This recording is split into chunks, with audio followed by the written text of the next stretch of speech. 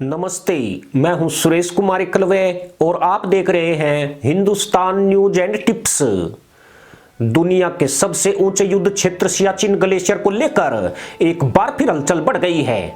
भारतीय सेना को ऐसी आशंका है कि उसके लद्दाख में चीन के साथ फंसे होने का पाकिस्तान फायदा उठाने की ताक में है। पाकिस्तान की फौज सियाचिन में अप्रत्याशित तैयारियां कर रही है, जिसका मकसद भारतीय सेना को पीछे धकेलकर ग्लेशियर के अधिक हिस्से पर कब्जा करना है। इसका खुलासा भी तब हुआ जबकि इसी महीने की 12 तारीख को सालाना प्रेस कॉन्फ्रेंस में सेना प्रमुख जनरल मनोज मुकुंद नरवणे ने बयान दिया कि भारत सियाचिन ग्लेशियर से सेना को हटाने के खिलाफ नहीं है। दुनिया का सबसे ऊंचा युद्ध क्षेत्र कहा जाने वाला सियाचिन ग्लेशियर साल 1984 से भारत और पाकिस्तान के बीच एक विवादित क्षेत्र है।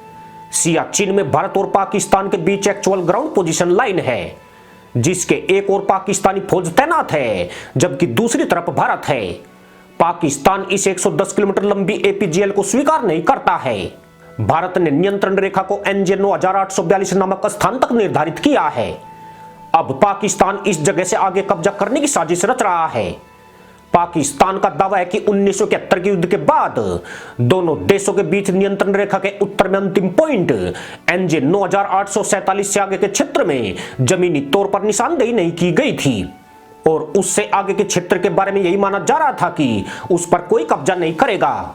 लेकिन 1982 के अंत में भारत ने इसका उल्लंघन करते हुए उस समय इन क्षेत्रों पर कब्जा कर लिया, जब पाकिस्तान अमेरिका के साथ मिलकर अफगानिस्तान सोवियत हमले के खिलाफ काम करने में व्यस्त था। उस दौरान भारत अवसर का फायदा उठाते हुए इन ऊंची चोटियों पर आकर बैठ गया और तब से वह इन्हें खाली नहीं कर रहा है। सियाचिन दुनिया का सबसे ऊंचा युद्ध क्षेत्र है और वहां सैनिकों को रखना दोनों देशों के लिए बहुत ज्यादा मुश्किल और महंगा है। सर्दियों में जब तापमान 50 डिग्री सेल्सियस से नीचे चला जाता है तो वहां दोनों देशों के सैनिकों को गंभीर चुनौती से जूझना पड़ता है। लगभग 35 वर्षों से भारत और पाकिस्तान की सेनाएं आमने सामने हैं। इस दौरान लगभग 3 से 5 हजार सैनिकों पर हर साल करोड़ों डॉलर खर्च होते हैं। 1984 के बाद से भारत ने इस मोर्चे पर तैनात सैनिकों के लिए कपड़े और पर्वतारोहण उपकरण खरीदने पर 7,500 करोड़ रुपए से अधिक खर्च किए हैं। कहा जाता है कि अप्रैल 2012 में पाकिस्तान ने सियाचिन ग्लेशियर में कब्जे की ऐसी ही कोशिश की थी। तब भी पाक फौज ने भारत को धोखा देते हुए अपने कुछ सैनिकों को आगे बढ़ाया था, लेकिन 11 सेक्टर में हिमस्खलन के बाद उसके 140 जवान मौत के मुंह में समा गए थे। तब पाकिस्तान ने आरोप लगाया था कि भारत ने लेजर वेपन काली से उन्हें निशाना बनाया था। हालांकि भारत ने पाकिस्तान के आरोप पर कोई प्रतिक्रिया आज तक नहीं दी है, पर बावजूद इसके 1.5 दशक से अधिक समय से सियाचिन में बंदूकों का इस्तेमाल नहीं हुआ है।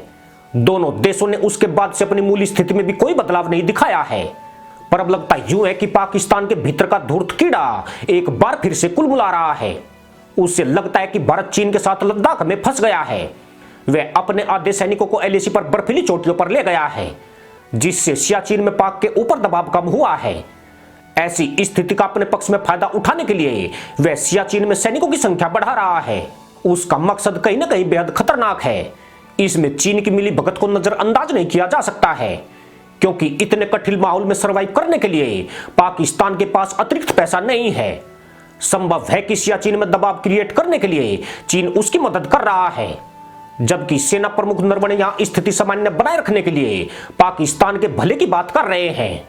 18,000 से 23,000 फीट ऊंचाई वाले सियाचिन और दूसरे बर्फीले फॉरवर्ड पोस्ट भारत के लिए सुरक्षा के लिए आज एक बहुत ही अहम पोस्ट है। पाकिस्तान का मकसद भारत की फॉरवर्ड पोस्ट पर कब्जा करना है।